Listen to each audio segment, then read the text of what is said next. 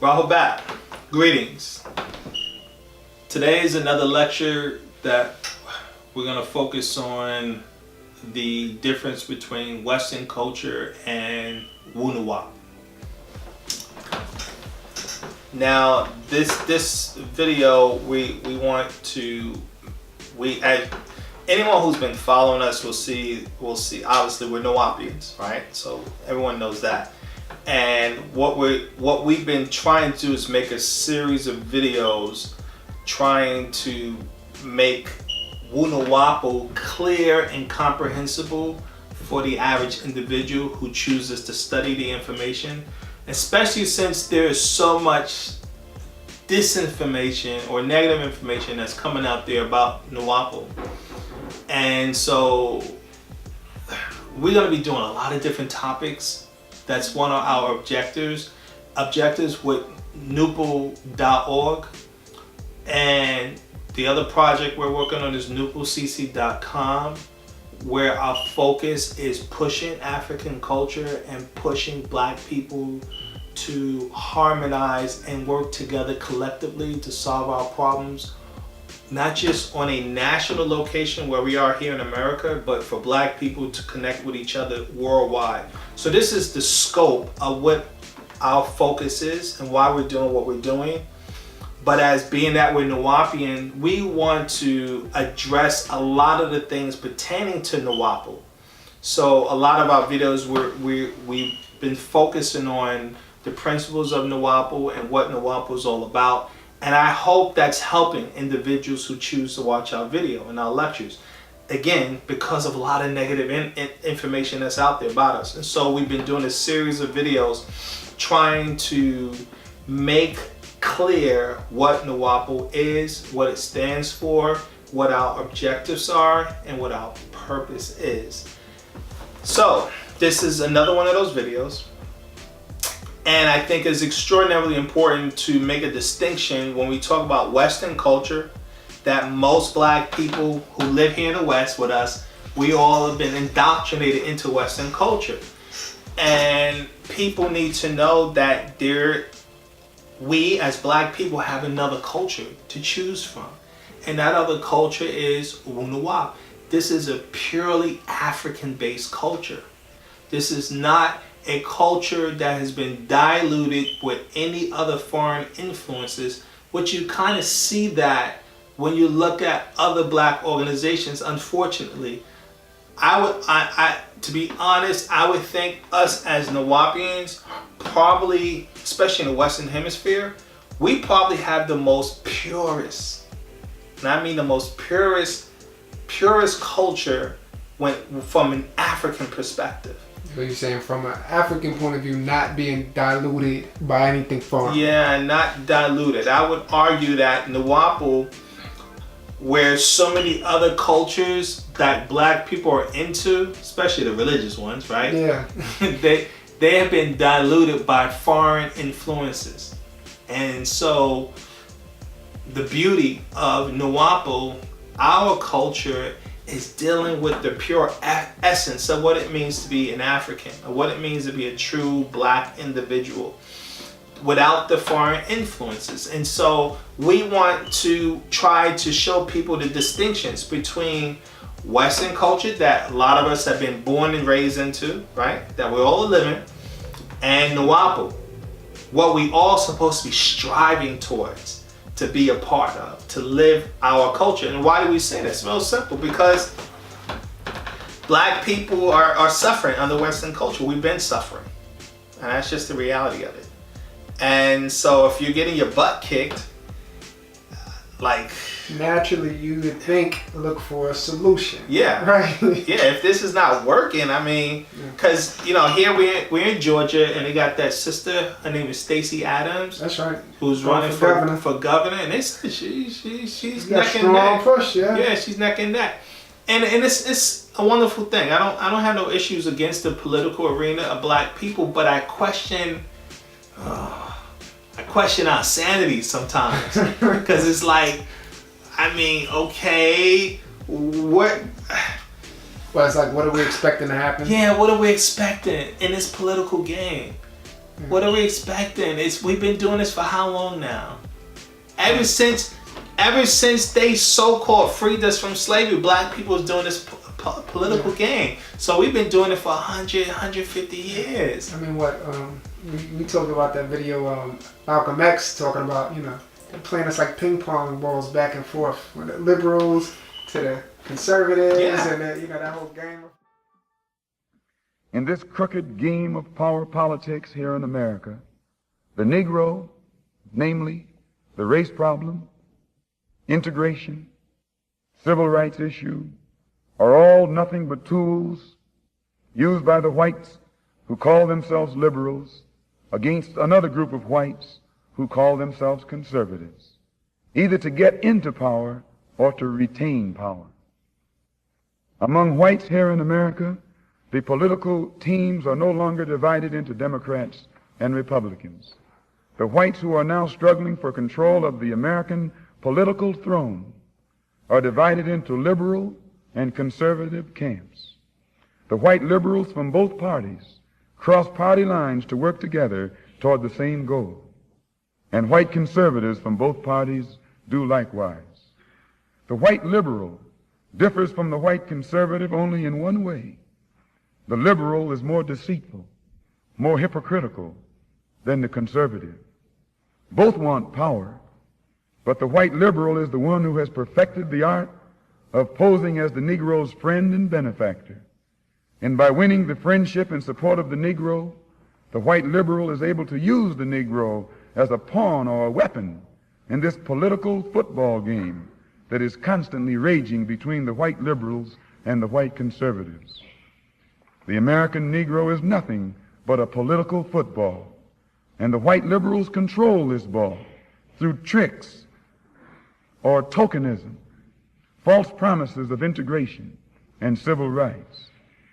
In this game of deceiving and using the American Negro, the white liberals have complete cooperation of the Negro civil rights leader, who sell our people out for a few crumbs of token recognition, token gains, token progress.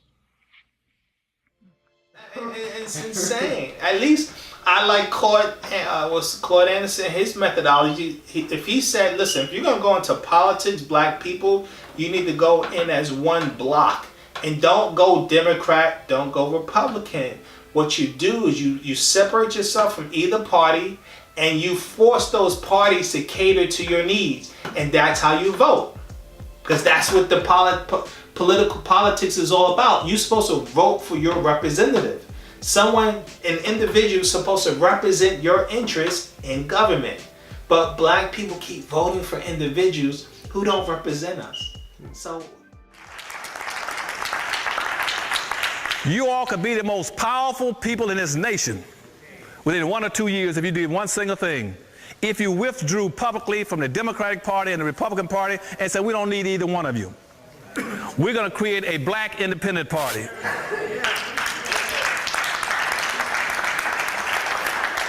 And in that black independent party, we're going to trick you all because we're not going to run into candidates.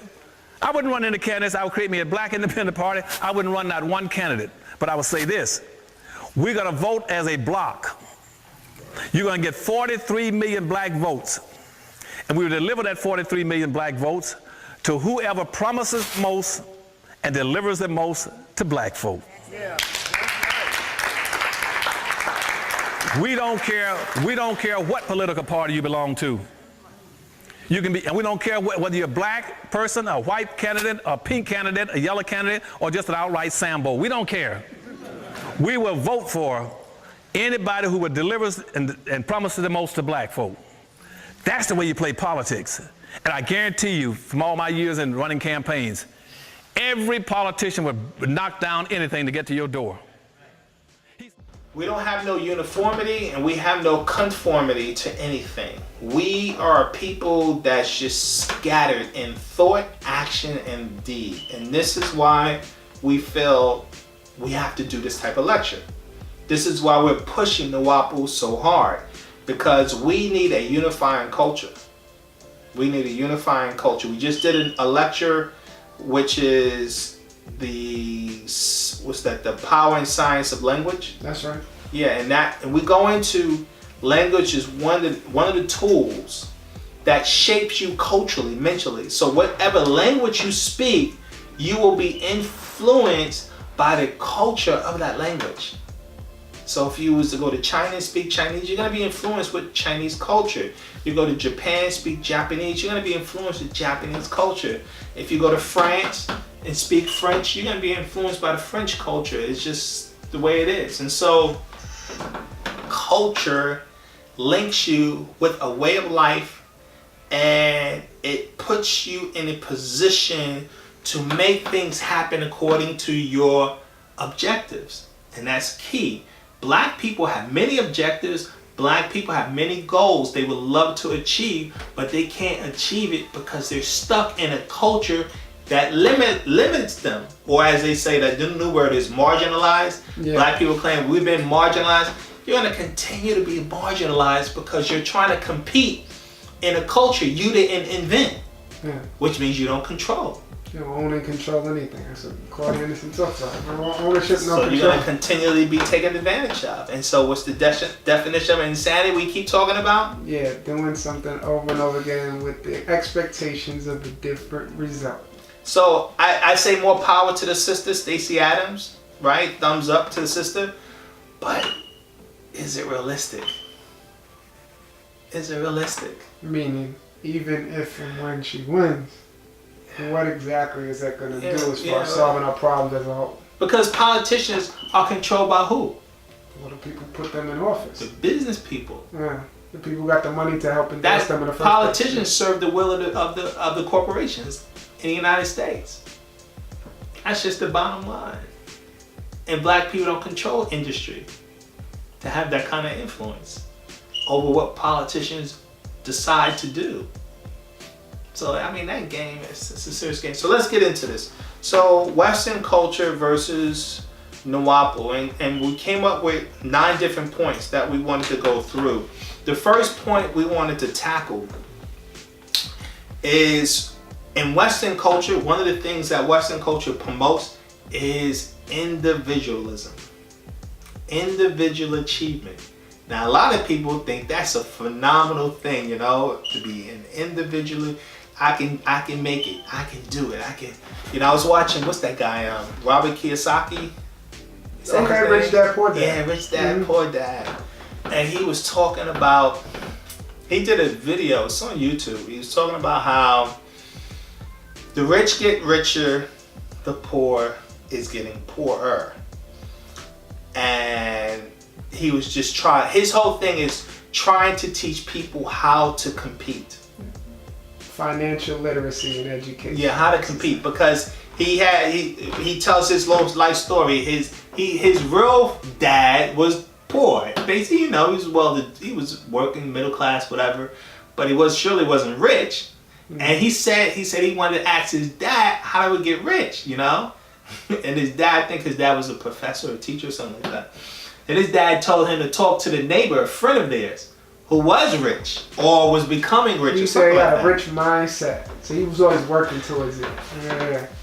And that's that's the sad thing, because he had to leave his dad and go outside to someone else, right, to seek advice on how he can become what? Individually rich, or what they call independently wealthy. That's the issue. That's what this culture teaches. That's what this culture promotes. But what people don't realize, that type of, how can I say, it's designed to divide the people. When everyone is focusing on their individual goals and their individual needs, it creates a massive form of individualism and division. And this is why the average individual can't compete with major corporations. Because in the United States, they consider a corporation a person who has the same rights as an individual.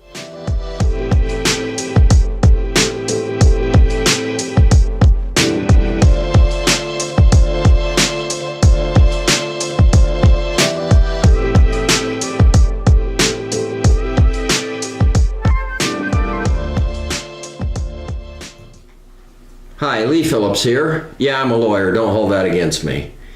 I'm still practicing though. Someday I'll get good. I want to talk 2 seconds about the concept of a corporation or an LLC being a person.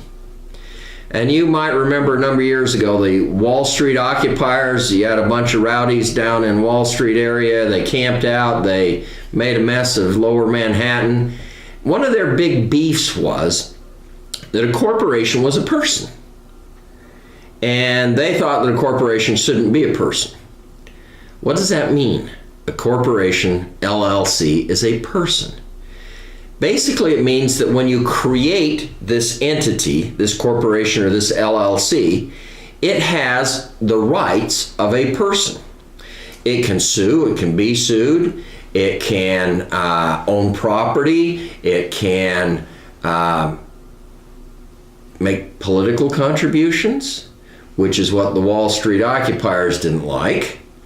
But it can do many or most of the things that an individual, a person, can do. It has those legal rights. Favors. Well, I want to show you the campaign committee contributions to John Boehner in 2010, David, and get your reaction. Insurance gave him $243,590. Financial companies gave him $207,000 some odd dollars. Retirement groups nearly $200,000. Health professionals $175,000. Electric utilities $168,000. Now, when people give this kind of money to a politician, do you think they're doing it out of the goodness of their heart, or are they looking for a little legislative payback so they can make a hell of a lot more money on that investment? It's an investment, right? When you put money into a stock, you expect to get a return on your investment. And the thing is, John Boehner has become a really good investment. I like to say that John Boehner is the walking epitome of corporate personhood. He's a corporation masquerading as a person, but he legislates as a corporation, and he is an investment. So when money goes into the coffers of a politician, it's not because people think or industries think that the politician's a nice guy or a great guy. When that kind of money goes into a politician's coffer, it is an investment. Especially, remember, many of these are for-profit corporations or employees for for-profit corporations with interest before the government, and they are investing that money in order to ultimately make a profit. So again, it is an investment for a return in the case of legislative favors. And by the way, I want people to be clear, Boehner didn't create the systems. This system created Boehner, right? So if we have a system where you put in private money and financial companies or any kind of companies, corporations, multinational corporations that are not even beholden to the United States of America, put money into that system, well, of course they're going to buy the politicians. Who do you work for? David, you work for the guy who pays you, right? That's exactly right. And remember, we're talking about corporations whose executives have a fiduciary responsibility, a legal responsibility to maximize profit for their companies. So when these people are bundling money, packaging money from those employees, they are trying to maximize that private profit through the public politician and the public coffers. David Sirota, thank you so much for joining us. Thanks, Cenk. Clear as always. Now, how in the world you an individual, you're going to compete with a multi-billion-dollar corporation? There's no contest. Absolutely no contest.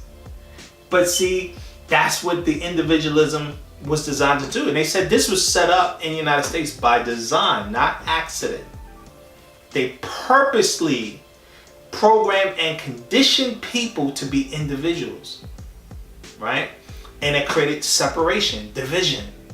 It's one of the main reasons why black people can never unify, because we have this individual mindset. Everybody want to do their own thing. Yeah, I hear all the time in discussions with people, I want to get mine, I want to think for I have my own family, my own life.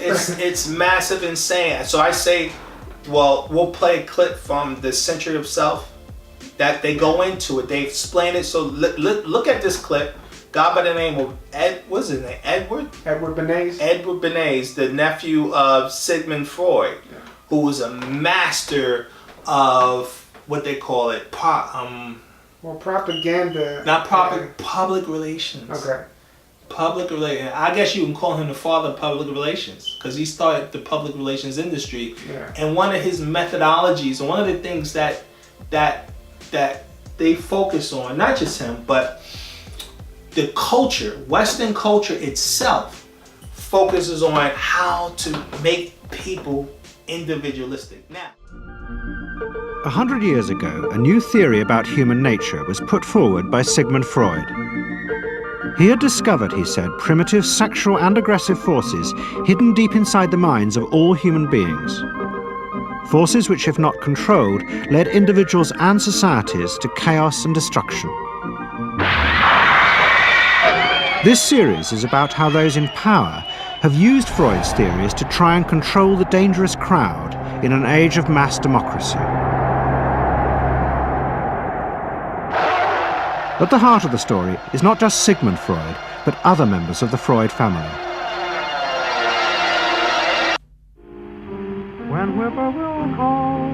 This episode is about Freud's American nephew, Edward Bernays. Bernays is almost completely unknown today, but his influence on the 20th century was nearly as great as his uncle's. Because Bernays was the first person to take Freud's ideas about human beings and use them to manipulate the masses.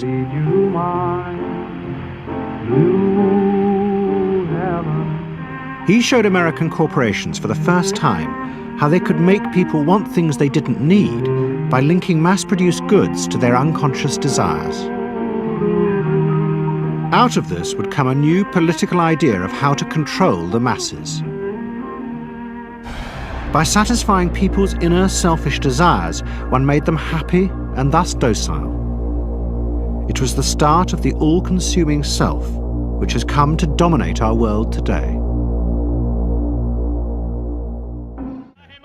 America announced it was entering the war against Germany and Austria. As a part of the war effort, the US government set up a Committee on Public Information, and Bernays was employed to promote America's war aims in the press.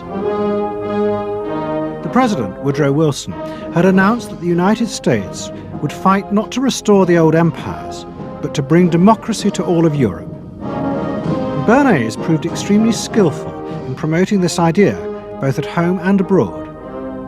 And at the end of the war, he was asked to accompany the President to the Paris Peace Conference. Then, to my surprise, they asked me to go over with Woodrow Wilson to the peace conference.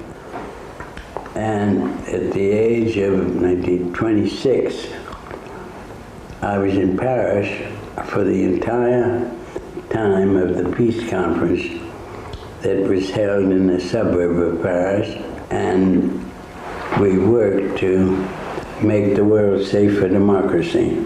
That was a big slogan. Wilson's reception in Paris astounded Bernays and the other American propagandists. Their propaganda had portrayed Wilson as a liberator of the people, a man who would create a new world in which the individual would be free.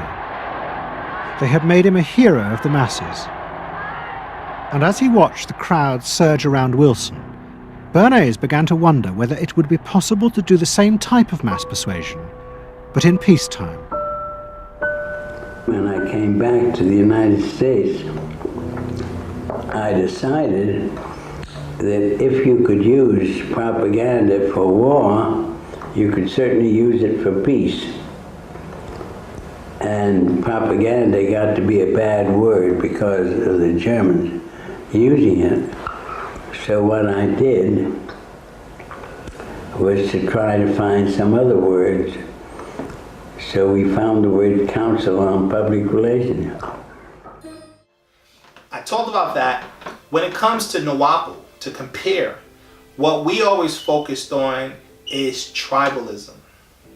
Tribalism is quite simple. To live of, for, and by each other. Everyone benefit from the collective whole, from the tribe. As Africans, we've been doing this for thousands, for eons. We can't even put a date on this culture. In fact, what we're living today in the world, when you look at African people, black people around the world, that is new. That's only within the last 200 years that we've been living the type of lifestyle that you see black people living. And that's only because Western culture forced their cultural ideals on us. And this is where you see why you see a big big conflicts in Africa itself.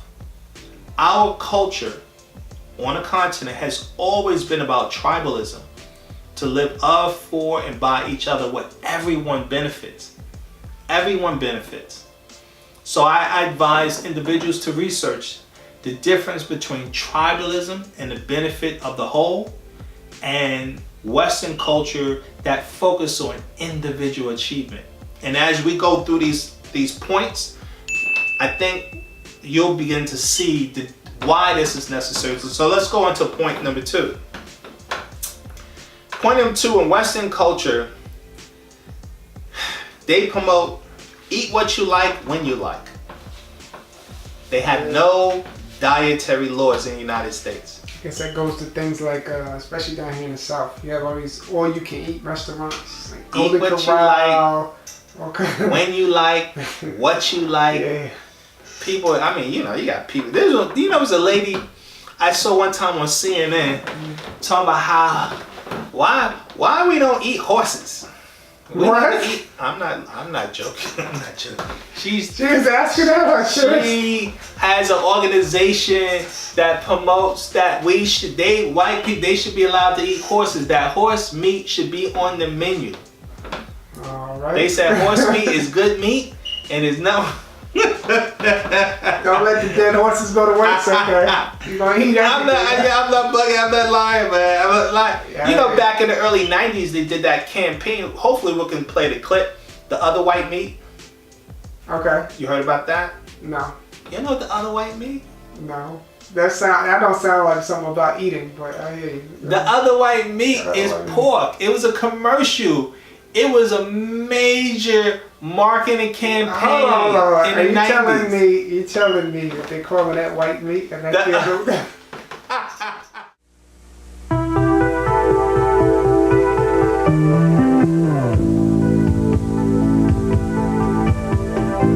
People who care what they eat are learning some surprising things about calories. One surprising thing is that the white meat you see here contains fewer calories than anything else on the plate. But the most surprising thing is that this white meat is pork. Pork, the other white meat. It was called the other white meat. Worm-infested pig that Honorable Elijah Muhammad Ben told us we're supposed to stay away from. They did these elaborate commercials in the early 90s because I think what they said, the government pushed it because the United States had a surplus of pork and they had to find a way to get rid of it. Okay, so eat it, sure. They had to find. We got too much of something, just eat it. So if we find, hopefully we'll find it. We'll put that up for the people to play. It's the other white meat. That's no joke. But this, I mean, we what was it? We talked about it before. They have people that do the TV, the travel shows, where they go around and eat everything. Like, how does your stomach even survive that? I forget his name. Who goes around eating eats anything. We'll put his picture out. So yeah, cause that. I'm like, I don't know how that boy eats. He just eats. This white guy, he's bald headed, and he just goes anywhere in the world. He eats. Yeah, he got to eat spiders and rats. Obesity. Mm-hmm. They say obesity kills more people than car crashes worldwide. Obesity. The military, United States military, CA. Issued a report saying that obesity now, or one of the agencies, the military or the CIA, said, I'll try to put it up, but they said that the CIA was saying that obesity is a national security risk. I'm not joking. National security. Obesity is a national security risk here in the United States. Is that serious? Is that bad? Is that bad? Well, I have seen there's issues. They talk about a lot when it comes to natural disasters, and people, like I've heard a lot of people, they have issues even trying to flee or go to safety because you can't be mobile. I mean, we're designed to be mobile. People died during Katrina because of the fact that they were overweight. I know one sister, man, she drowned. She couldn't get out of the house during Hurricane Katrina in New Orleans. A lot of people died because of the fact that they just wasn't in shape. They wasn't in shape. And so in Nuwaupu, we promote eat food that's in harmony with your natural nature. Eat food that's in harmony with your natural nature. Now, I'm be honest with you, black people, we shouldn't be eating no flesh, although we eat flesh, right? Because we've been freaking brainwashed and conditioned through Western culture. But it's one thing that adults doing, it's another thing feeding it to your children. This is something that we must strive. All of us, adults must strive to get off of flesh, as well as definitely do not feed it to your children. Just animal products, period, is something we need to get away from.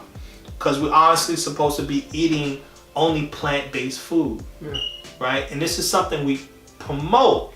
And what I'm saying, it's not that every Nuwaupian does it, but as a Nuwaupian nation, culturally, this is what we promote. The United States promote eat what you like when you like. And so we're trying to show the difference between their culture, right, and what they promote, and our culture and what we promote. It doesn't mean everyone does it. Just like in Western culture, you got plenty of vegetarians that don't subscribe to what their culture promotes. But for the most part, most people do subscribe to the poison that we're talking about, the craziness.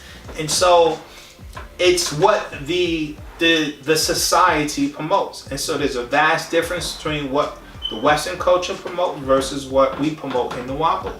And we say because we're constantly teaching individuals to strive to perfect yourself. So I would presume we could add into that with the eating portion that we promote fasting as well. Just as an organization, we've been fasting since the foundation of our organization. I'm glad you brought that up, because that's a regular thing, not like a special holiday thing. Guys, in the West, they just find out the health effects of fasting. Something we've been teaching. That's such an ancient African principle, fasting. I mean, we talk about that a lot. Even when you look at the animal species, it's not normal to go to be gluttonous and eat every single day. That's the other thing. What they teach here: 3 meals a day, insanity. 3 to 6. That's insanity. Even now your doctors they're waking up. A lot of health practitioners in the United States are waking up to the poison. I don't know if Dr. Oz and those guys are talking about it, but they are addressing a lot of the bad cultural health habits that the United States has. Causes other problems, I guess, the health problems that we have. They have a huge health epidemic in the United States. That's just the reality of it. Just the reality of it. So, next point. Western culture promotes make and hoard money, not caring about wealth equality. Right? Making hoard money, not caring about wealth equality. And the fact that we live in a Western culture that's dominated by politics, where you have politicians who focus on catering to your desires and not your needs. That's another thing. And I've talked about this numerous of times now on our lectures, and I'm going to keep talking about this because this is very important. This making hoard money stuff, like 8 white men.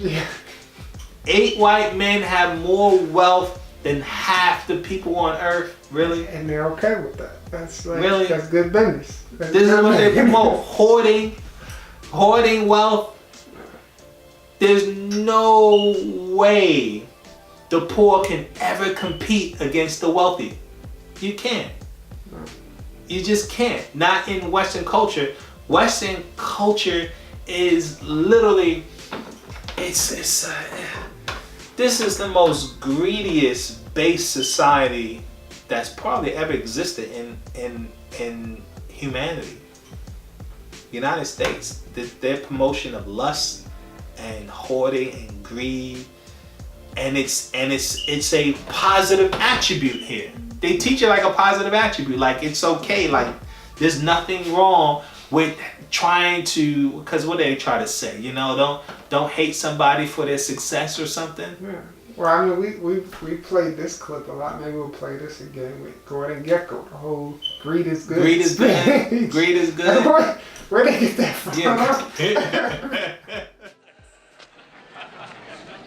The new law of evolution in corporate America seems to be survival of the unfittest.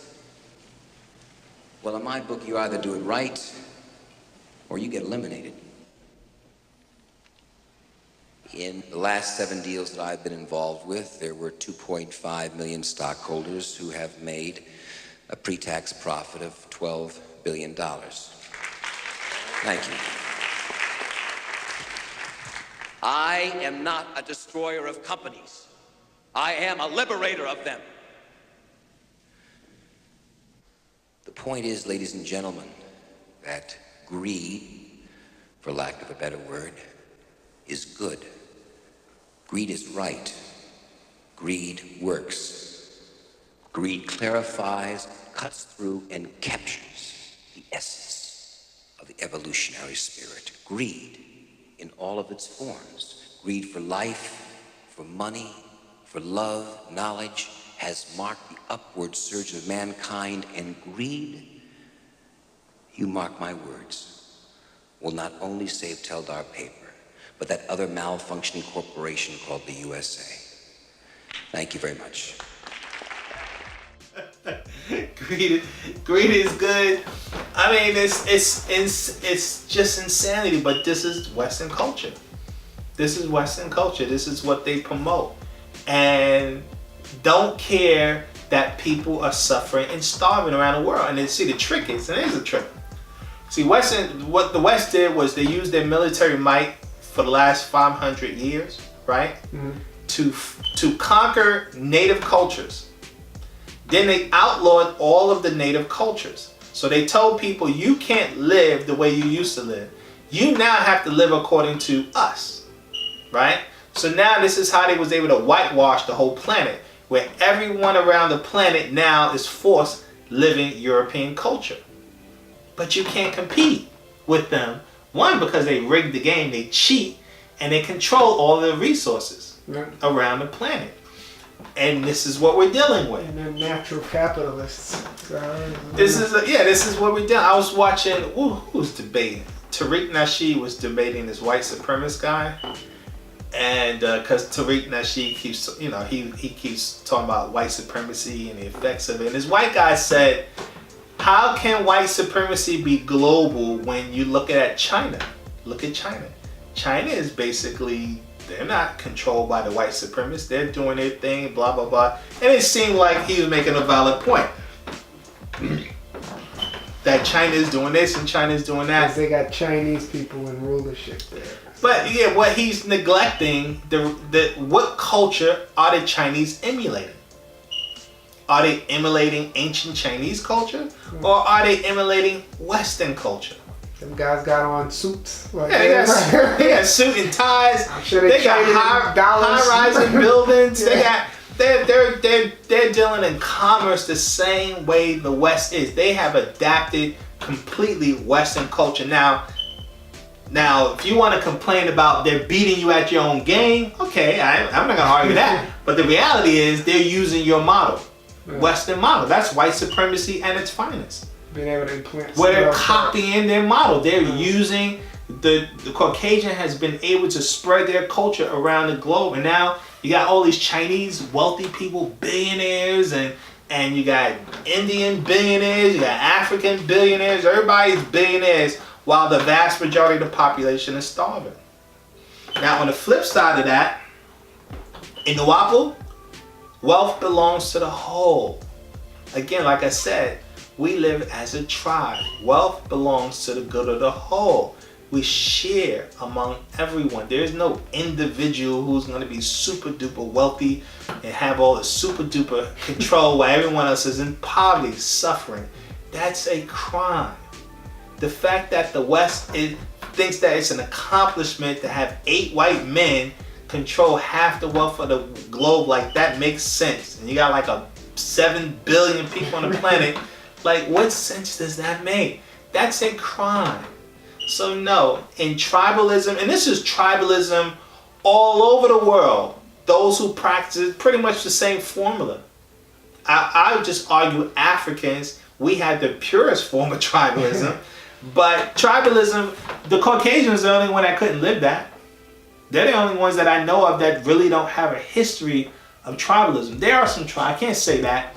There's some tribes there, but they always had these those Danes, those Vikings who they terrorize the heck out. I was gonna say they always had these internal strifes and battles with each other. Constantly, they just can't live in peace where they can be actually in a tribe and everybody's okay with each other. Constantly at war, just at war. Anyway, so again, Nuwaupu, we promote the wealth is the whole. Everyone benefits in the wealth. That's why in our ancient cultures, no one could purchase land in Africa. You can buy land. You can, because no one can own the earth. Yeah. No one can own the earth. This is ridiculous. This is a European craziness that you can own land. The land belongs to everyone. Got the benefit from the land.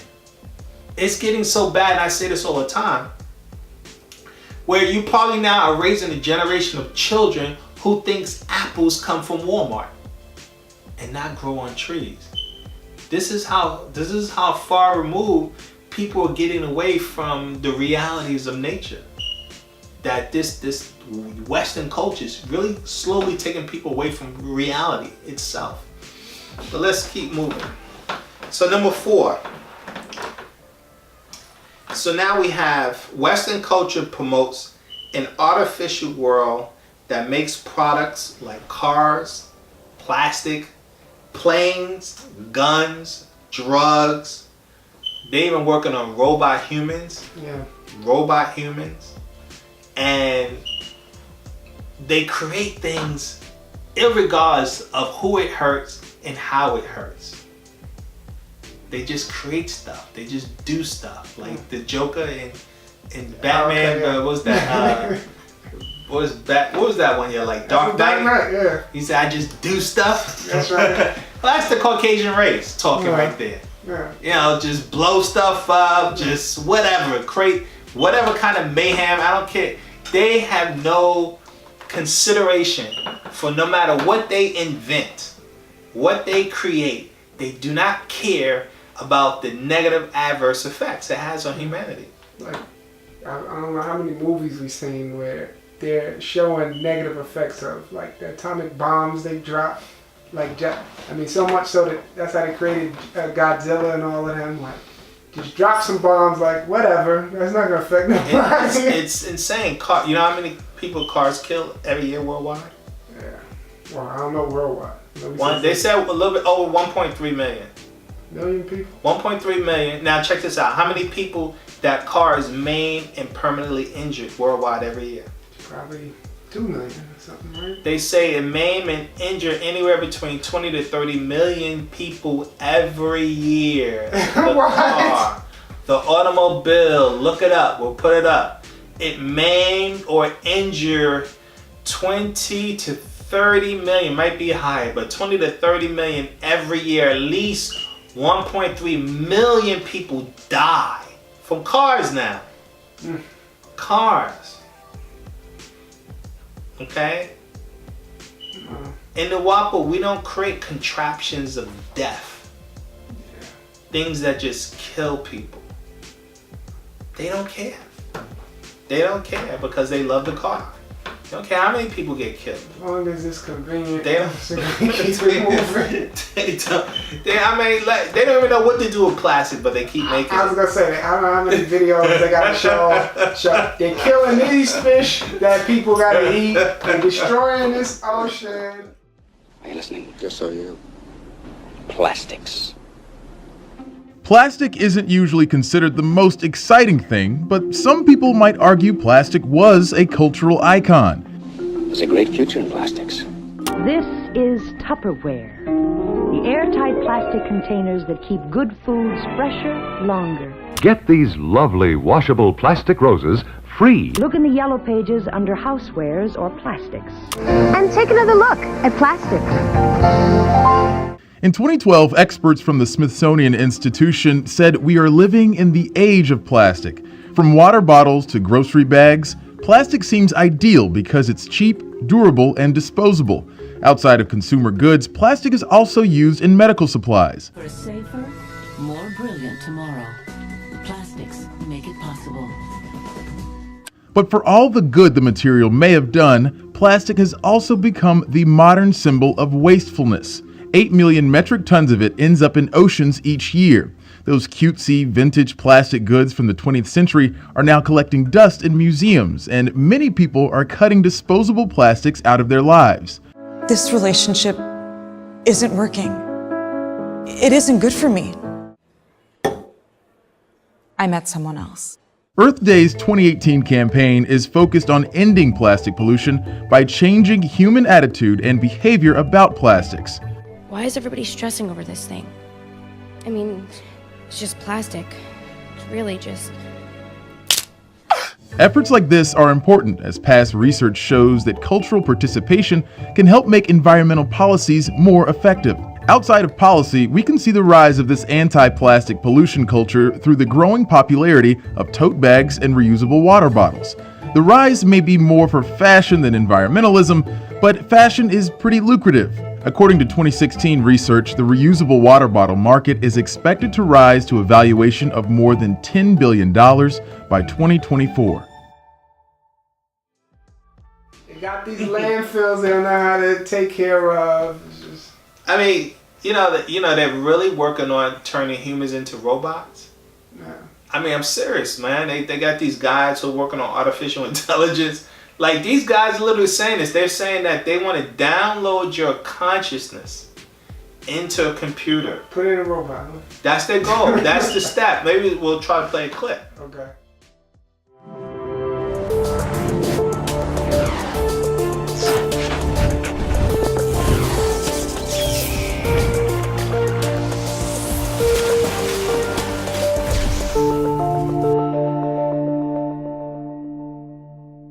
Imagine moving a mechanical arm by just thinking about it, or playing a video game using only your mind. Yes! Although it may seem like science fiction, scientists and engineers have been developing this technology for decades. It's called Brain-Computer Interface, or BCI. The field of brain-computer interfaces relies on the ability of the brain to be able to generate certain types of responses that can then be harnessed by computers, to be able to be interpreted by computers. Dr. Rajesh Rao is a neuroengineer and director of the Center for Sensory Motor Neural Engineering at the University of Washington and is funded by the National Science Foundation. He is developing safe, non-invasive devices that can connect to the brain to accomplish things like controlling a prosthetic arm or sending commands to a computer. Looking at the development of this whole field of brain-computer interfaces is to think of it in terms of studying how the brain controls the body. Whether it's telling the legs to jump in the air or activating glands to produce sweat, the body's actions and functions are controlled by neurons. They communicate information to and from the brain and the rest of the nervous system using chemical and electrical signals. And so they're sending these electrical pulses to each other and eventually to the muscles that are then controlling my body. Much like how the brain controls muscles, researchers can use new technologies to tap into these signals to control machines. The understanding of how the brain controls movement led to the development of devices and algorithms that can be implemented on a computer that recognize these patterns in the activity of brain cells and then correspondingly move an artificial device. Yeah, they want to download your consciousness into a computer. Well, I have seen how fake it is with what do you call it? The robots thing. Because they show like on Facebook and Instagram now with the sex robots. Really? They got this whole, yeah, they try to have people mating with robots. Like, for real. This is their future. This is the future. All you guys want to stay in this culture. This is the future that the Caucasian is planning.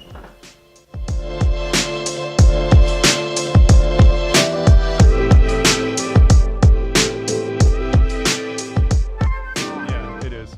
And the whole system is a lie. The two-party system is a lie. You look at like Alex Jones and when what's his name, Elon Musk, were on Joe Rogan, and there's some amazing editing going on with that show, and I mean that in a great way. They're putting together some crazy clips that let you see how important that show is. And how similar what they talked about were, and they are two ends of the spectrum. They're both talking about simulation. They're both talking about like AI and the dangers of AI, and it was really amazing to watch that they basically both said the same thing. The elite are all about transcendence and living forever and the secrets of the universe, and they want to know all this. Some are good, some are bad, some are a mix. But the good ones don't ever want to organize. The bad ones tend to want to organize because they lust after power. Powerful consciousnesses don't want to dominate other people. They want to empower them, so they don't tend to get together until things are really late in the game. Then they come together. Evil's always defeated because good is so much stronger. And we're on this planet, and Einstein's physics showed it, Max Planck's physics showed it, there's at least 12 dimensions. And now that's why all the top scientists and billionaires are coming out saying it's a false hologram. It is artificial. The computers are scanning it and finding tension points where it's artificially projected and gravity's bleeding in to this universe. That's what they call dark matter. So we're like a thought or a dream that's a wisp in some computer program, some God's mind, whatever. They're proving it all. It's all coming out. I think most likely, this is just about probability, there are many, many simulations. These simulations are, you might as well call them reality, or you could call them the multiverse. These simulations, you believe, are created? Like someone has manufactured? They're running on the substrate. Now, there's like this sub-transmission zone below the third dimension that's just turned over to the most horrible things is what it resonates to. And it's trying to get up into the third dimension that's just a basic level consciousness to launch into the next levels. And our species is already way up in the fifth, sixth dimension, consciously, our best people. But there's this big war trying to like basically destroy humanity because humanity has free will and there's a decision to which level we want to go to. We have free will, so evil's allowed to come and contend, not just good. And the elites themselves believe they're racing using human technology to try to take our best minds and build some type of breakaway civilization where they're going to merge with machines, transcend, and break away from the failed species that is man, which is kind of like a false transmission because they're thinking what they are is ugly and bad, projecting it onto themselves instead of believing, no, it's a human test about building us up. Well, that's the scenario. The merge scenario with AI is the one that seems like probably the best. Like for us. Yes. Like if you can't beat it, join it. That's yeah. You know. So from a long-term existential standpoint, that's like the purpose of Neuralink, is to create a high bandwidth interface to the brain such that we can be symbiotic with AI.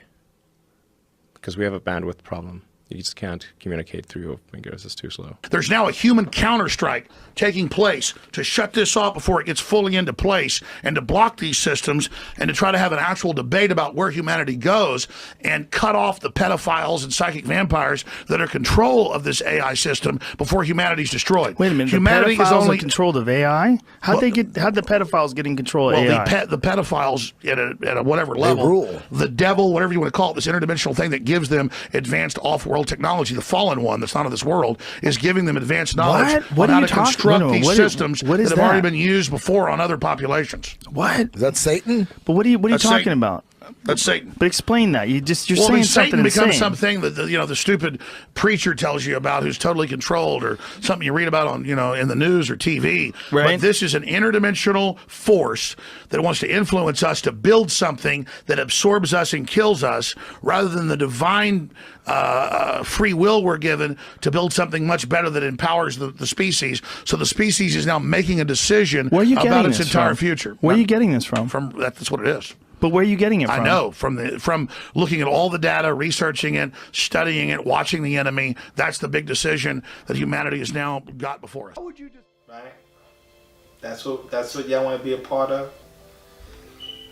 In Nuwaupu, we promote culture and make products that are in harmony with natural nature. We're not about teaching and promoting to do things that are anti-natural nature. Western culture, everything they produce, they can care less whether it has an adverse effect on nature. They can care less. Like they that battle over the pipeline. They was trying to drill from, I don't know, oil or gas or something with, it was Native American land. I think the Sioux Native Americans or something. They would like, this is our sacred land, right? It was supposed to be their land. Basically, the government saw some money on it, and they was like, nope, we're gonna taking it right back. we're taking the goddamn land from you. It's your land, psych. Right? Isn't that lovely? It ain't yours no more, goddamn. Cause I think they offered them like $1 billion or something like that. And he's like, we don't want your money. And he's like, nope, taking his land. Here's $1 billion so you can go buy a bunch of our stuff. We gonna make off of your land, okay? I don't know. Oh my goodness, this is insanity, but this is what we're dealing with. This is Western culture for you. It's not gonna change. It's a price on everything. This is who they are. They everything is about artificial everything. Artificial food, artificial this, artificial that. It's just nothing's real. Everything's fake. Everything's fake, and it's about making money. And in Nuwaupu, it's just the opposite. Everything is about being in harmony with natural nature, not polluting the earth. That beast. They fly those chemtrail planes all over the place. Mm-hmm. They got we'll play that clip where the head of the CIA guy was talking about how they're doing weather modifications. Weather modifications. That's what the planes are about. And he was talking about why he said they have the power. They want to. I don't know, that crazy white boy, I don't know what he said, but they trying to alter nature, fight nature. They got the technology, some insanity that they love saying, how they're gonna defeat nature. I'm like, they're insane. I'm like, guys, please wake up. Please wake up. Listen to this.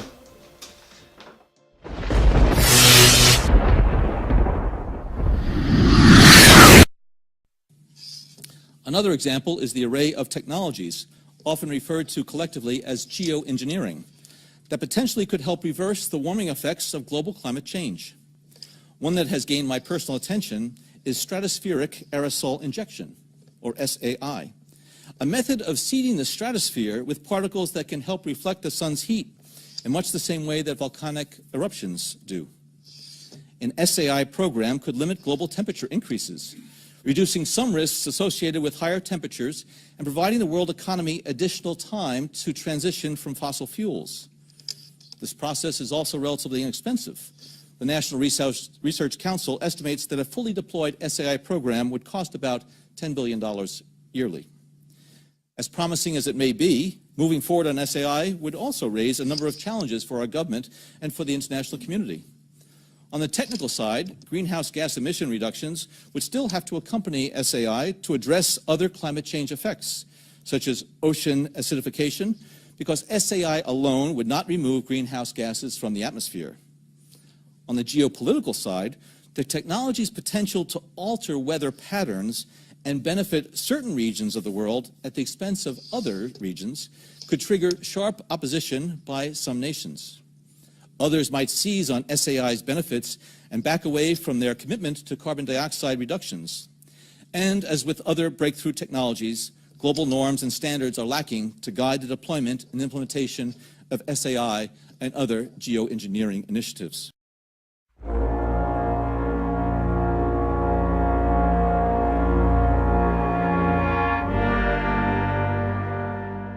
Anyway. Let's see. Number 5. Western culture live by and make decisions based on religious beliefs. They've been promoting the Bible in one hand, gun in the other. That's the United States for you. Bible in one hand, gun in the other. But the military said they do diplomacy at the barrel of a gun. Like they put a gun in your mouth and now let's sit down and talk about it. Now let's negotiate. You either taking his Bible, or he's taking his gun. That's funny. That reminds me of what's that movie? One movie, The Fifth Element. What you call it? Did that? He went to negotiate with the the extraterrestrial race. Right, He right, went. right. He's like, "Where's that leader?" He killed them. It's like, anybody else want to negotiate?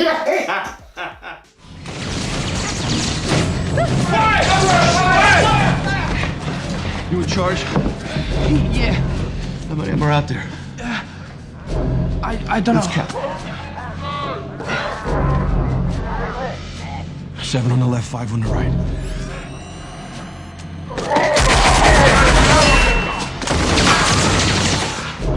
4 on the right, 2 on the left. We need to find the leader. Mangalores won't fight without the leader. When march out, we start killing hostages. That's the leader. Send someone to negotiate. I've never negotiated. You mind if I try? No, sure. We're sending somebody in to negotiate.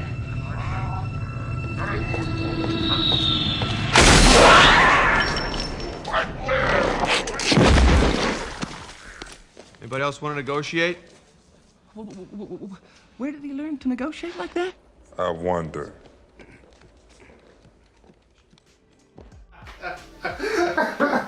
That's exactly how they negotiate. Yeah, I mean, it's an insane, religious and fanatical. Like, one of the things the master talked about, how you first of all, you go to court, and then they ask you to swear to tell the truth, but nothing but the whole truth. So you got your hand on the Bible, right? And right after that person lies. Now wait a minute, and this is something. You now think this guy's a criminal, right? Which is why he's there in court. And you locked up first. Well, not even know. You think they're a criminal, which means they're a bad guy, and you ask them to put their hand on the Bible. Think about that. What's the nature of a criminal? To commit crimes or lie. To lie, right? They're cheat. They're not to be trusted. So why are you asking them to make a religious oath? They're already proven they're not trustworthy. So why would they make a religious oath if that's what you think they are? What sense does that make? My point is that they push this Bible concept and these religious beliefs down our throat. And what do we have to show for it? Their God doesn't help us. So why do we have anything to do with it? That's something we've been teaching as Nuwaupians for eons. Their religion is probably the biggest thing that has our people mentally messed up, is their religion. And it pacifies us because we literally think they got us under this religious moral code of what good and bad is, what's right and wrong from their religious state point of view, where you feel guilty about not participating in the West or trying to break away. It's like, they try to make a slave feel guilty from leaving the master. For wanting to run away. Yeah, for wanting to run away. For wanting to get liberation. You're bad. You're bad. Of course. You're bad. Bad for economics. And religion did this to us. Religion, to this very day, they got us in this mind state to just obey this system. Yeah. Because they, That's right. We talked about that with uncle, not but about where he said, so many young brothers that get arrested and all that. I just need to know how to be properly stopped by the cops and just know how Yeah. As long as we toe the line, you'll be alright. That whole. See, and that's the difference in our culture in Nuwaupu. We said you live by and you make decisions based on Ma'at, the principles of Ma'at, being in harmony with natural nature. So when you research ancient Egyptian culture, who are the true Nuwaupians, right? We had a moral code, which was the principles of Ma'at. And and I recommend anyone look at the lecture we did. What was that called? The African form of justice. Yeah, the African system of justice. Ma'at is based on 4 principles, which is order, balance, justice, righteousness. The 4 principles of Ma'at. And our moral code is based on that. The moral code of this society is based on the Bible. And so They never, you know what's crazy about it? They never follow the moral code of the Bible. The Bible says thou shalt not kill, and that's all Caucasians do is kill. Kill, kill, kill. In fact, they teach that you can kill, but you can be absolved of your sins. So you can commit sin, but you can be absolved of your sins, is what they teach. And so, like the Pope, anybody who was in the Crusades, as long as you're killing an infidel, there was nothing wrong with that. The 10 Commandments they didn't apply to them. Before New World discovery, Spain and Portugal had gone to the Pope over a dispute about lines of demarcation, and the Pope had said to both Spain and Portugal, you are both authorized to reduce to servitude all infidel people. In other words, if a person is not a Christian, you are authorized to enslave the person. But in the politics of the papetry, the Portuguese always got the best of the deal. They were better Catholic politicians. And the Pope eventually, when the discovery was that Spain was grabbing more of the world than Portugal, there was a treaty of Tordesillas. Pope had said, you take the East and you take the West, and you two good Catholic nations stop fighting among yourselves. And this was really as a result of Christopher Columbus grabbing. Christopher Columbus wasn't supposed to come to the New World. That was a violation of an agreement. But the Treaty of Tordesillas gave Portugal a big country called Brazil.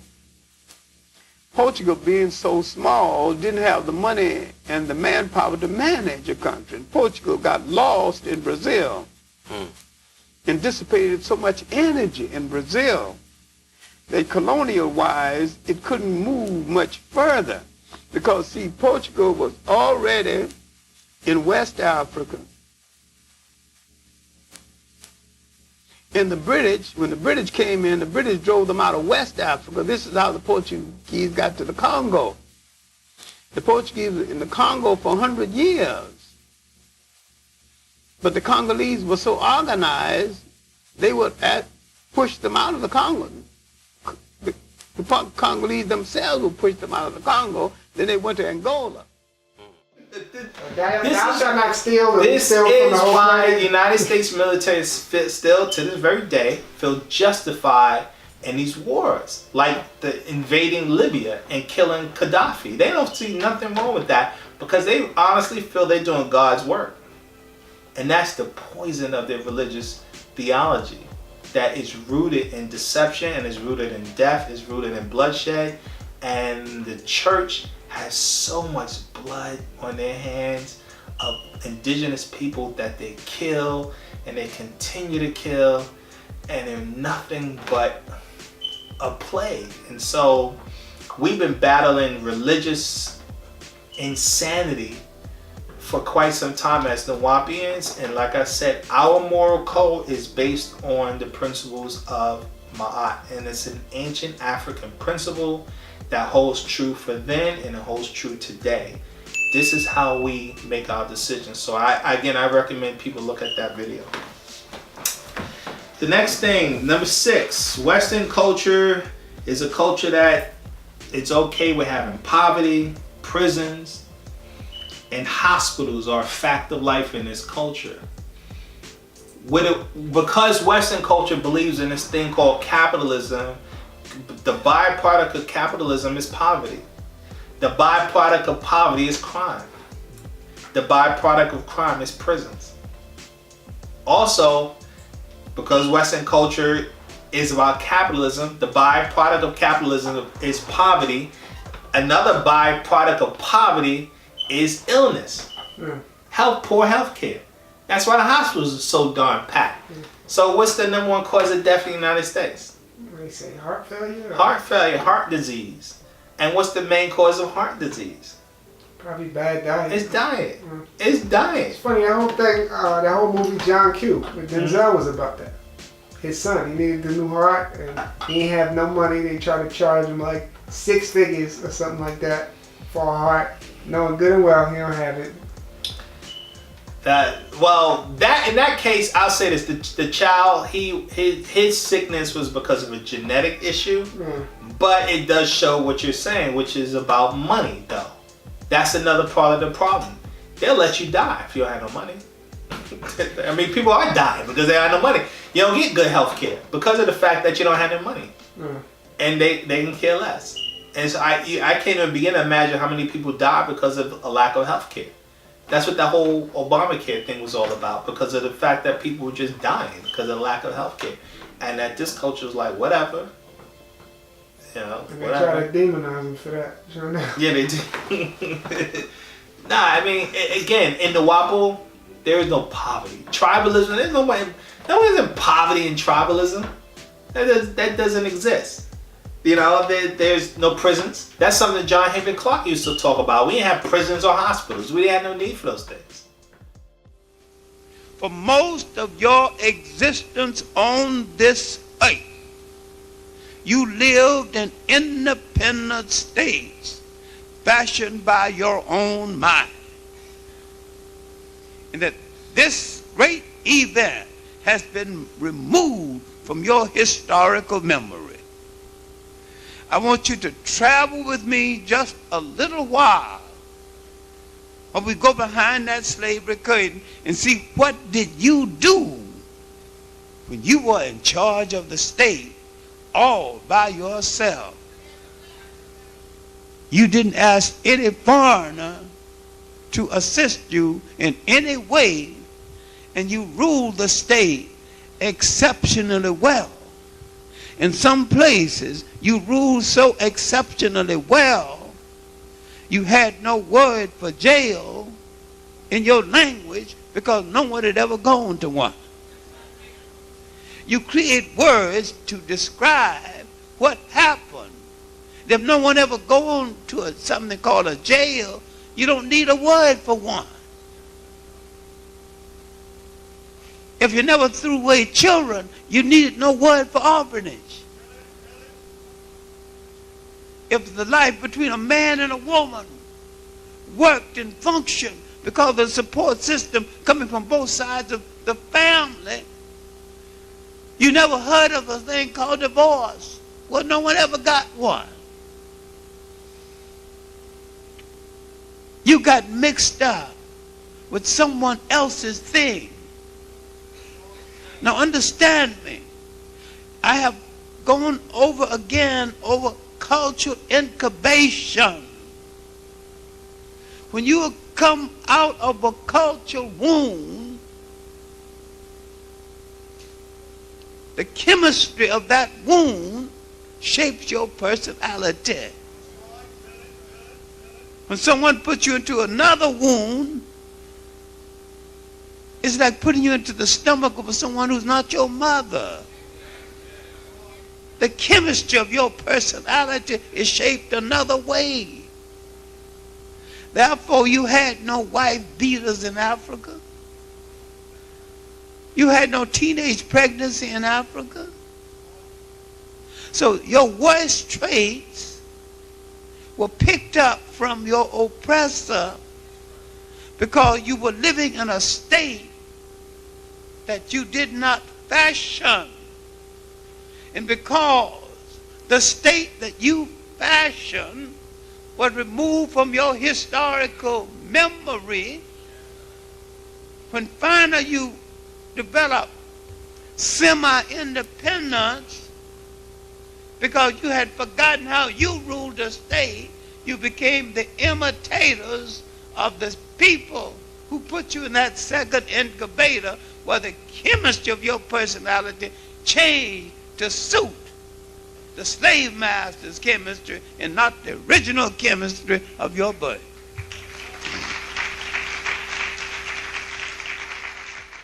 in hospitals, you know, what they say? I think that's the number 3 killer in the United States. People going to hospitals and giving wrong medication by the doctors. Number 3 cause of death. I think something like just under 1 million people, like 800,000 people a year. Some insane number are dead because of prescription drugs. And so, no. In Nuwaupu, no, there is no poverty. You didn't see poverty in our ancient tribes. That didn't exist like that. It didn't exist. People lived in harmony. That, you know, the best thing, we talked about this before, and we'll keep talking about the Pataites, the Phites. They live the ideal tribalistic society. What they call it, they had a name for it, the egalitarian. So it stands for equality, where everyone is equal. They have a name. We'll put it up though. Egalitarian. How do you pronounce it? Because I was reading about the San people, the Khoisan of South Africa. Same thing. They have that how do you pronounce it?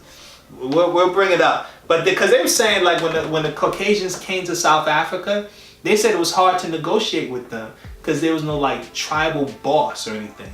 Because everybody was a specialist. There was no dominance in anything. If like somebody was a specialist in something, then he was a specialist in that or whatever. But it was the purest form of equality. I guess that's the best way to say it. Okay. And that's what tribalism is about, where we all have our specialties within the tribe for the benefit of the tribe. But there's no hoarding. That this is, you know, whatever. There's no hoarding. So let's keep it going. Number 7.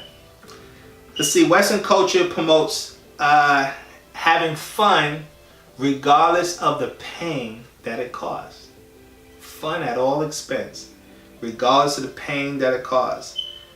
Now that party till you drop. Party till you drop. This is a culture. Party till you drop.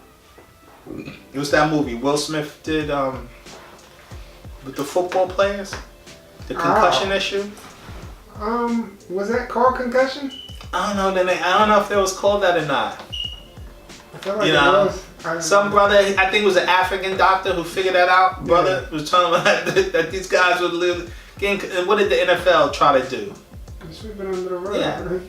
Care less. Care less. Care less. Long as they're making their money, long as the guys are entertaining the crowd. What's that from Gladiator? Are you not entertained? Yeah. Are you not entertained? What? This is New Rome, so I mean, the new Gladiator. Yeah, I'm like, look at that Ultimate Warrior stuff. Yeah. How brutal that is. I'm like, you know, that's pretty brutal. I mean, this culture turns pain and says it's fun, like it's okay for people to abuse each other.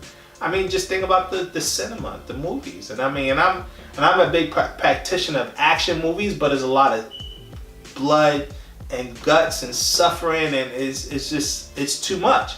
And they've increased the bloodshed in the movies today. It's on TV now. You can see someone's head chopped off on regular TV. Yeah. It's gotten more and more grotesque. All over the place. Yeah, it's they don't care.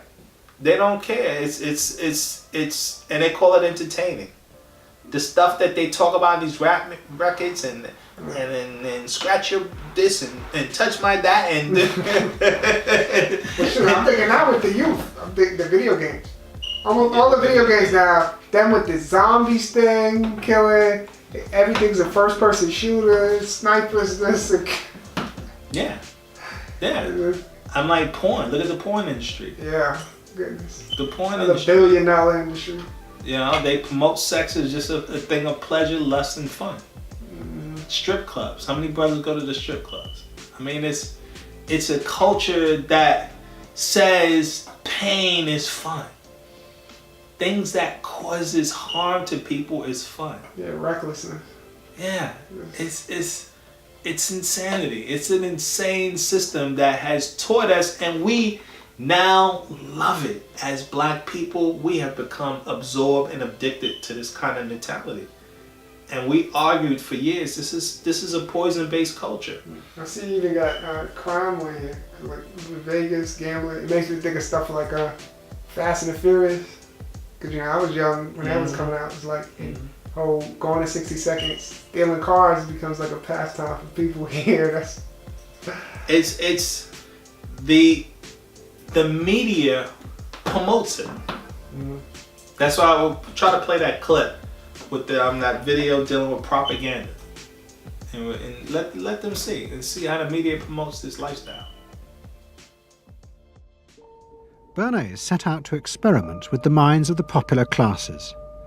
His most dramatic experiment was to persuade women to smoke. At that time, there was a taboo against women smoking, and one of his early clients, George Hill, the president of the American Tobacco Corporation, asked Bernays to find a way of breaking it. He said, we're losing half of our market because men have invoked a taboo against women smoking in public. Can you do anything about that? I said, let me think about it. And then I said, have I your permission to see a psychoanalyst to find out what cigarettes mean to women? He said, what'll it cost?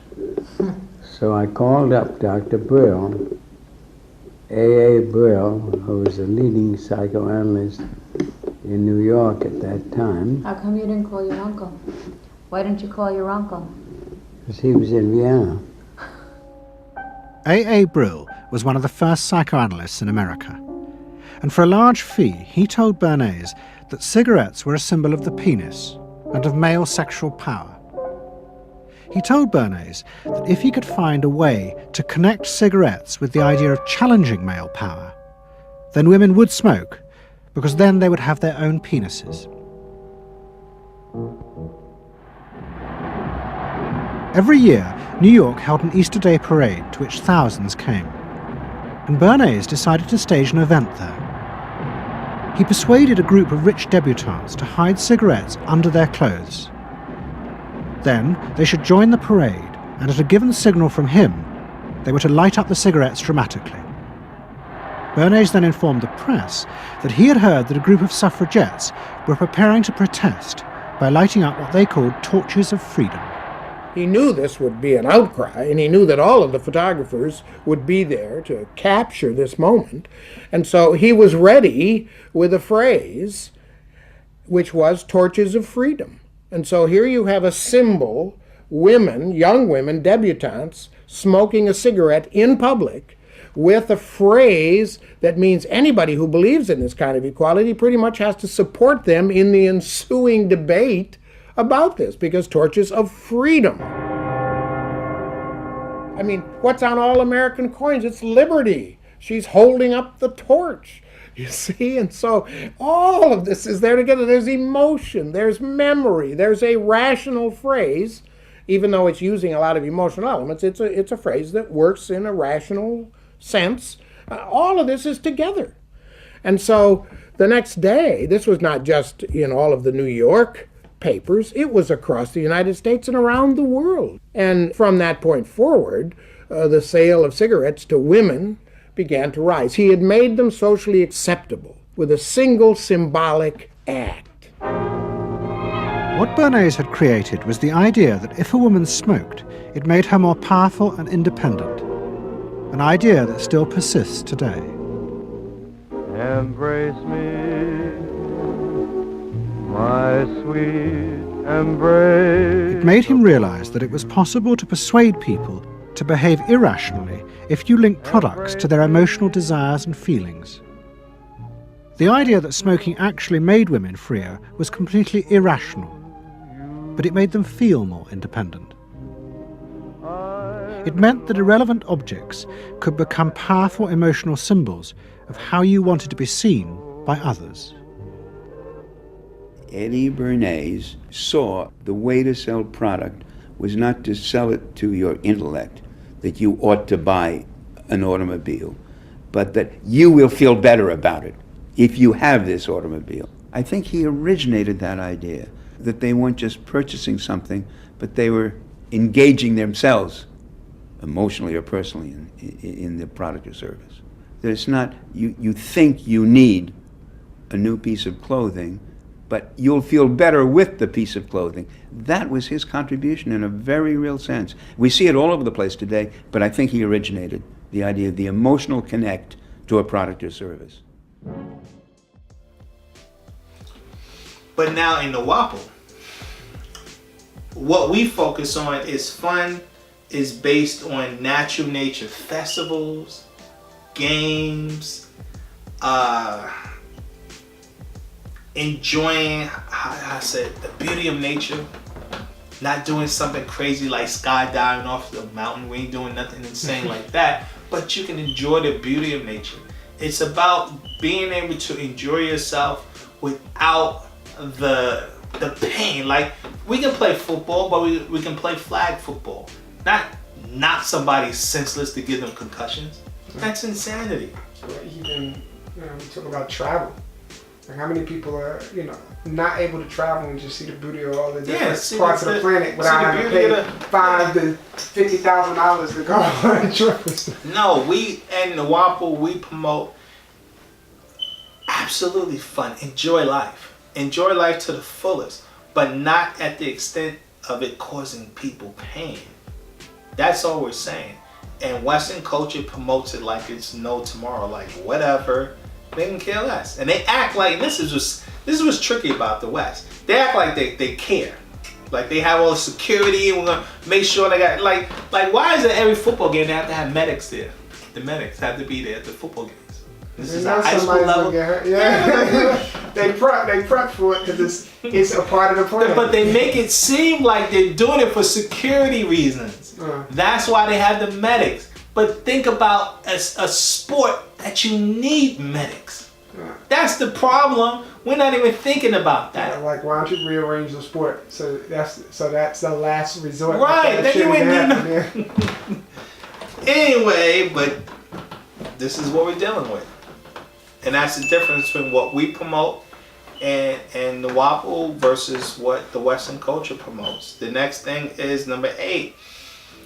The West has no respect for the elders. The West has no respect for their elders. They put their elders in the whole old folks' home and just let them wither away and die. I mean, I don't know what else to say. African culture is just the opposite. The elders are the ones who are advising and influencing the tribe. They're the lawgivers in the tribe. They're the decision makers in the tribe, and they're the ones who we're getting our advice from. Are the elders. They're your greatest resource. That's always been an African principle, where your elders are your greatest resource. No elders put away the pasture to die. It doesn't exist. Yeah, I mean, we even talked about it earlier this year with Black Panther. They show how elders are revered, and you celebrate even going to the other side, to the higher bowl, to try to commune. Just about every African tribe on the continent always talking about the ancestors this, the ancestors that, the ancestors this. Caucasian they acknowledge their ancestors that have done great things in their culture, usually something murderous and bloody. Yeah. They celebrate the best killers. They celebrate them like George Washington and all these killers throughout their history. But but that's it. But for the most part, they put their elders out the pasture. That's a horrible thing. There's no respect for the elders in this society, in this culture. None. Just none. Why everyone who has youth will be an elder? Why do you want to create a society and a culture that's going to put you out to die alone? These elders are dying alone with no family. No family. And it goes back to what I said, the first thing we talked about, individualism. When you create a culture of individualism, where everybody's selfish and I'm going to get mine, you got to get yours. That's why you have all of these elderly people who are growing old and they have no one for them. Unfortunately, they never developed a strong family base, because in this culture, it doesn't promote strong family. So it's sad. Last one. Number 9. Western cultures support leaders who have no solution to the problems of their nation. Unfortunately, their leaders are usually corrupt. Their leaders are usually liars. And their leaders are killers. Yeah. And the evidence is overwhelming. Just see now.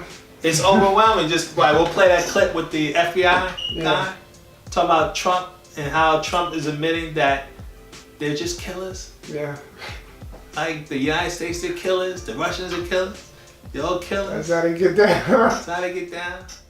Finances or something else.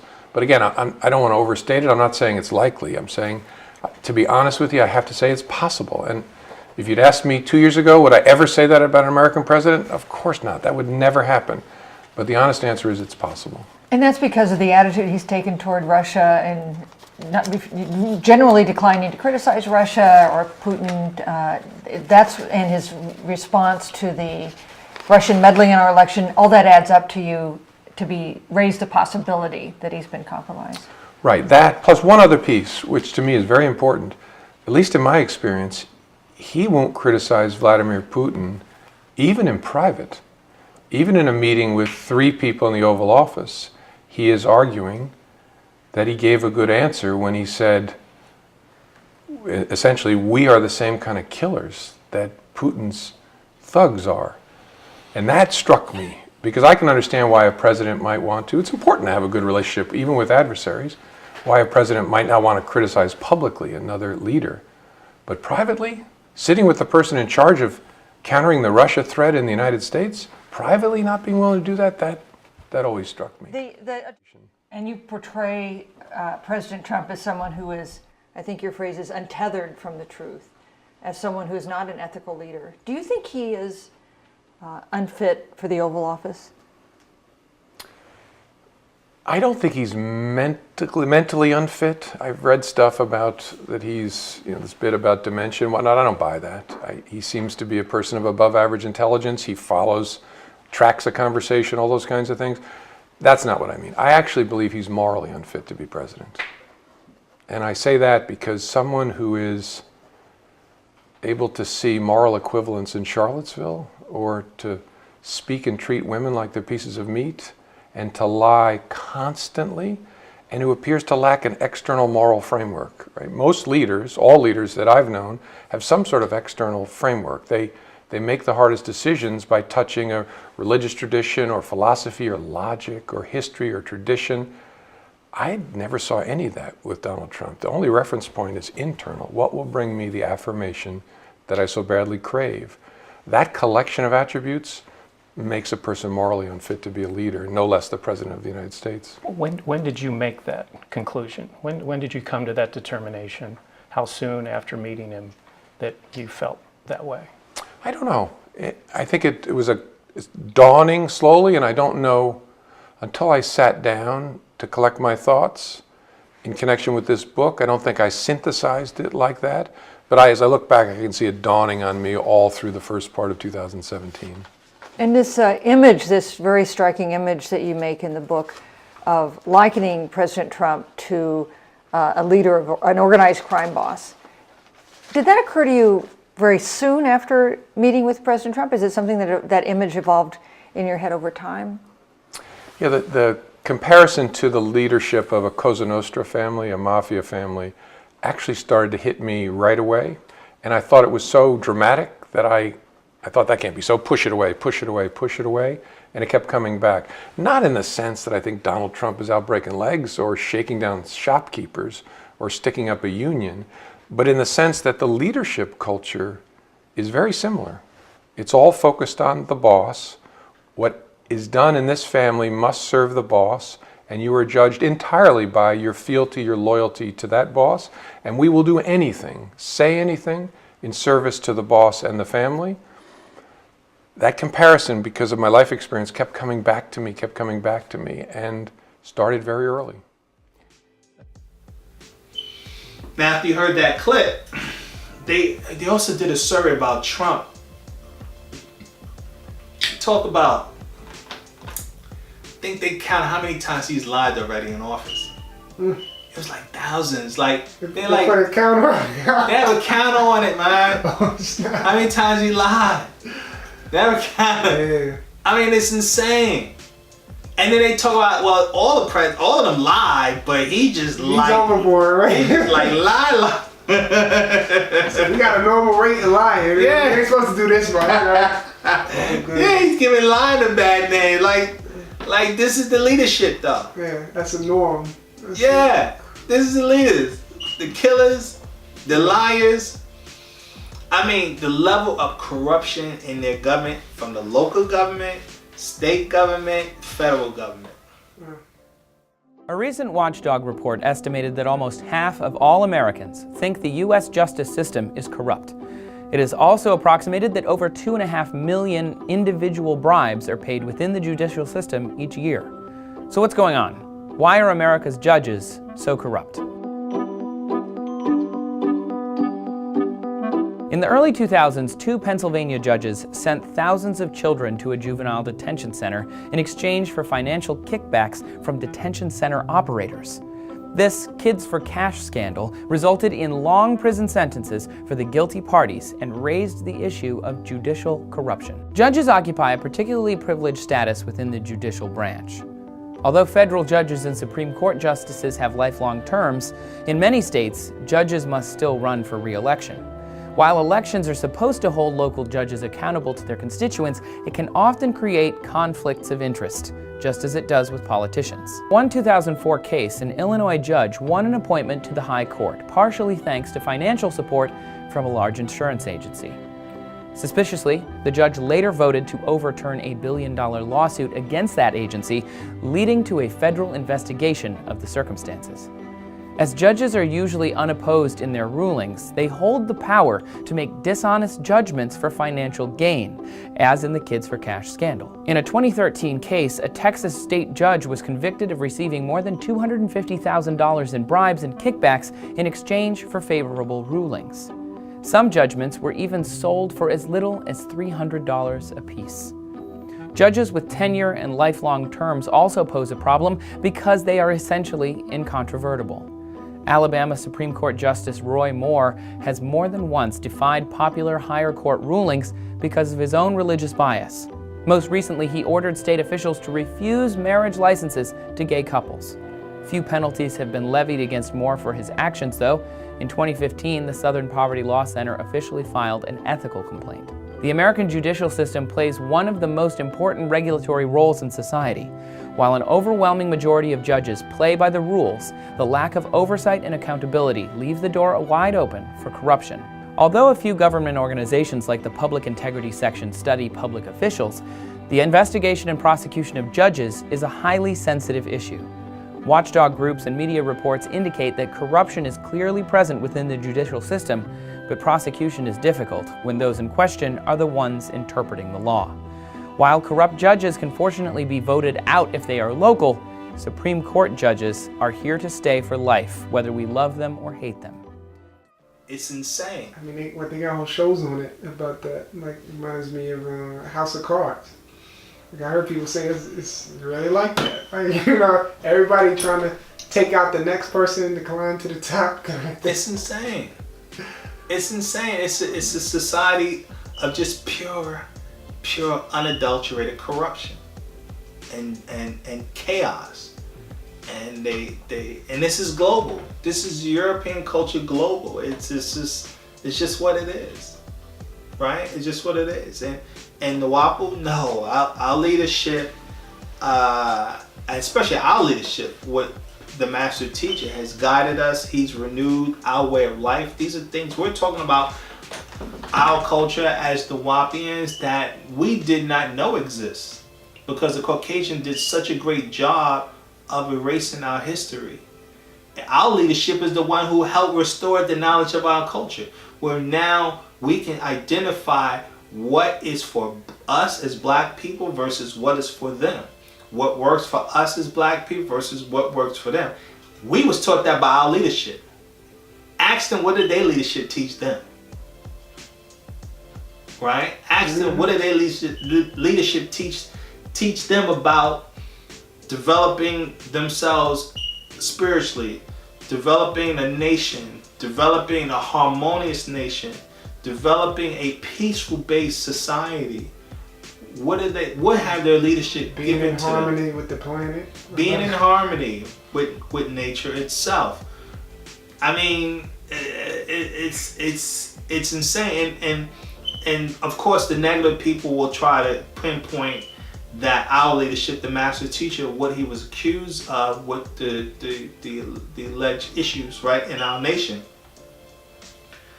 But if you match what they accuse our teacher, our leader of, versus what their leadership is accused of, I mean, they don't just say that. People don't say nothing about the 600,000 people that George Bush Jr. killed during the Iraq illegal war, that everyone know that was a setup. So, again, all I'm saying is that their leaders are no comparison to our leadership. It's no comparison, their leadership. It's from the beginning. If you trace from the very first president to the president we have today, every last one of them have blood on their hands. Every last one of them are killers. They make it clear they're all liars. They were pretty much all racist, right? Barack Obama probably was the only one who was a racist. I'm like, and all the rest of them cannot stand him. Yeah, they show that racism with him being there. And so I'm like, and this is the leadership they have to look up to. Like, come on. And obviously, I'm talking to our people, black people out there. Wake up. This Western culture, there's nothing here for us. Nothing. Nothing. So no matter what bad thing they try to say about our leader, he is freaking head over heels 1,000, 1,000,000 times more effective, more beneficial, more progressive than all of their leaders stacked together historically. I mean, like how none many of their bodies does the Nuwaupian nation have? None. Versus the American nation. It's insane. It's insane. And so, and their leadership has been accused of everything, has been proved. First of all, they're undisputable killers. So there is no. They brag about. Yeah, they brag about who they kill and steal from. Right, so there's no argument when it comes to that. And so I mean, come on.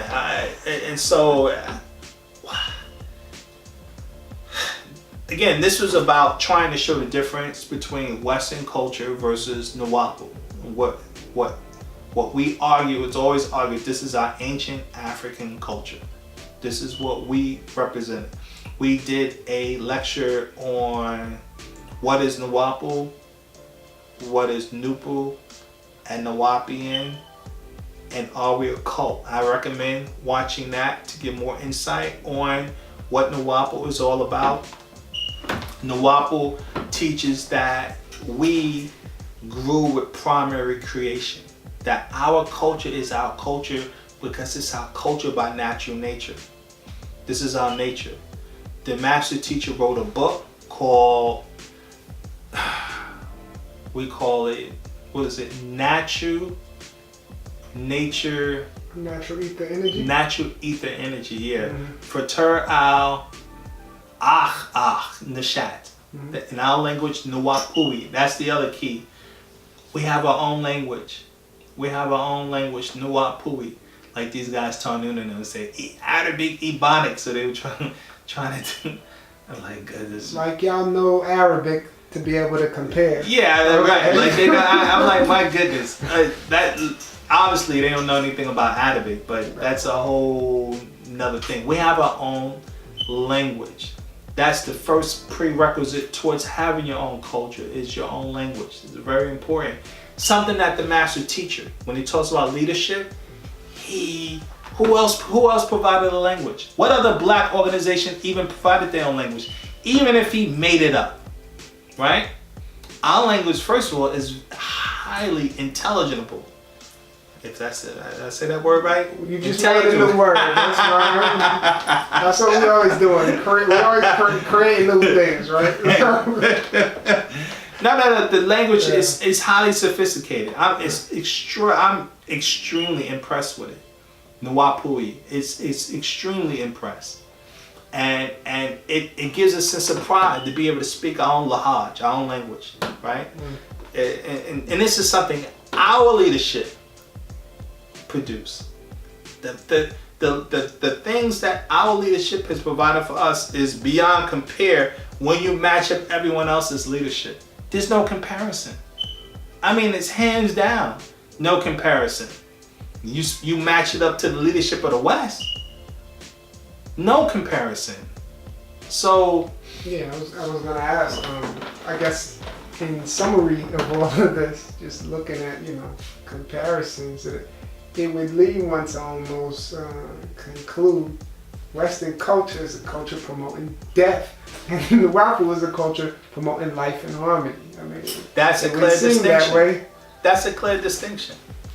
That's a clear distinction. And so that's why I want to redirect people back to that book I was referring to, which was Natural Ether Energy. Yeah. That's a very important book. We'll put it up for everyone to see. And it goes into talking about our origins, coming from the waters of Nu. Coming from the waters of Nu. And this is where Nuwaupu comes from. And this is why we're talking about being a Nuwaupian, because it goes back to our ancient ancestors' way of life. And this is why Paa Nabab Yaa NanaN is called, Paa Mujaddid, the reformer. He has reformed our ancient way of life and how we used to do things prior to 6,000 years ago, because that's a key point. The last 6,000 years on the planet Earth has been tremendous chaos, even among Black African people. And that's because in the last 6,000 years, Africa has been under siege. And we have adapted foreign cultures and gotten away from our natural nature culture. So we're talking about the culture of Wu Nuwaup, that you got to go back beyond 6,000 years to beginning to see its purity of it. Because when the 6,000 years came, that was the decline of Nuwaupu. And Nuwaupu, by the time 2000, what was it? No, 500 BC. Okay, yeah. By the time 500 BC, Nuwaupu was outlawed. When the Greeks came in, the Persians, the Hindus, and they took over the Kemet, Egypt, and then the Greeks came in with Alexander the Greek. They began to outlaw, and the Romans, they began to outlaw our culture and persecute. And that's why so many of our people, we fled from northern Africa and went southern, what they call sub-Saharan. That's why they want to talk about sub-Saharan Africans, because of the fact that so many of us vacated the northern territories because of the invasions that we kept being invaded for the last 6,000 years. So I only bring that up simply because we're trying to make a distinction between our ancient culture of Nuwaupu that we have today versus our current culture that we all live in, which is Western culture. And all I say is that we must identify that there's a huge difference, and this is a matter between life and death, between a culture of life, Nuwaupu, versus this culture of death. The West has proven to be a death-based culture. We have to stop thinking that something's going to change for the better with this culture. I told you, it's only going to get worse. It's not getting better. They have some nasty plans for tomorrow for us as a people, and we don't want no part of it because their time is up. The only reason why the Caucasian is still in power is because we're keeping them in power by feeding their forces. We keep feeding their system and their society, and we must, like an addict, wean ourselves off of this nasty culture. That's all we're promoting. Wean ourselves off of this culture. So again, support what we do, right? Thumbs up. Spread the word. Come on, guys, spread the word. Let people know. Help us get our videos out, because we do not have enough viewers. We do not have enough subscriptions. And I'm like, you know that, what's that guy, Dane Calloway that they're attacking? Like, signing, they like launched the all-out war in Dane Calloway. It's because of his viewership. He's like, what, millions? He's doing amazing. My goodness, I seen them that video with him and Abraham, Abraham Lincoln, something. You know how many views that video got? I don't know. 4.2. Oh, million? 4.2 million. Guys, come on now. This is Nuwaupu. Our knowledge and our doctrine is 1,000 times more potent. We need to be able to, we should be beating these guys out. 4.2 million views on whether or not Abraham Lincoln was black or white, really? Versus what we've been teaching and what we're talking about. Guys, spread the word. Get the word out there. Because we have the doctrine that's going to change and make a difference. Once our people get a hold of this right knowledge, this will transform the world like never before, like a tidal wave. So again, I put everyone to the test. Let's outdo Dane Calloway. He's our mark. I'm not going after him like Sinetta, you know, No, I'm saying, listen, if that boy can get 4.2 million views on a cultural based video now. Yeah. He's doing it. He's up there with the rappers, right? He's hitting there with the rappers. If he can do 4.2 million, we should do what? 20.2 million with the level of knowledge we're putting out. Come on, y'all. So spread the word. As we said, support us. Support NoopooCC.com. We need your support. Other than that, peace.